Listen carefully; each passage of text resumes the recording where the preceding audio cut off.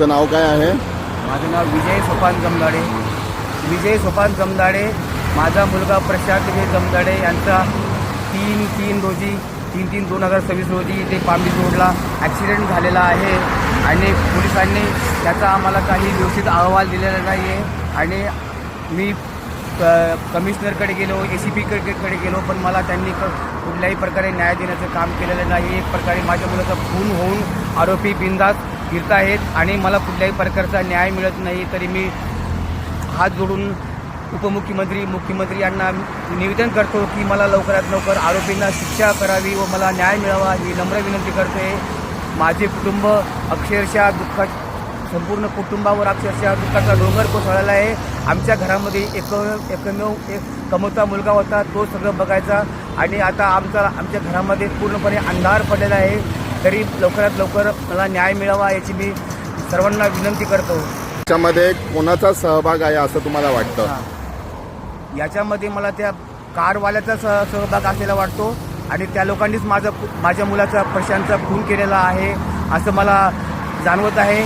कारण ते आरोपी असून सुद्धा ते लोकांना फिरत आहेत आणि पोलीसवाले त्यांना काही म्हणजे त्याच्यावर कुठल्याही प्रकारची कारवाई होत नाही. हा माझ्या कुटुंबावर खूप मोठा अन्याय होत आहे, खूप मोठा घाला घातलेला आहे.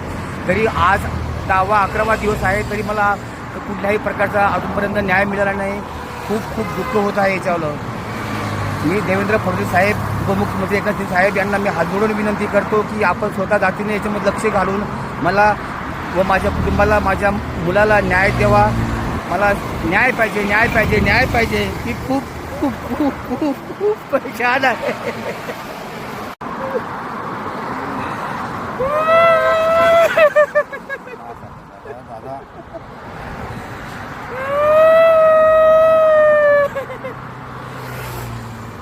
मध्ये तुम्हाला कोणाचा सहभाग आहे असं वाटतं?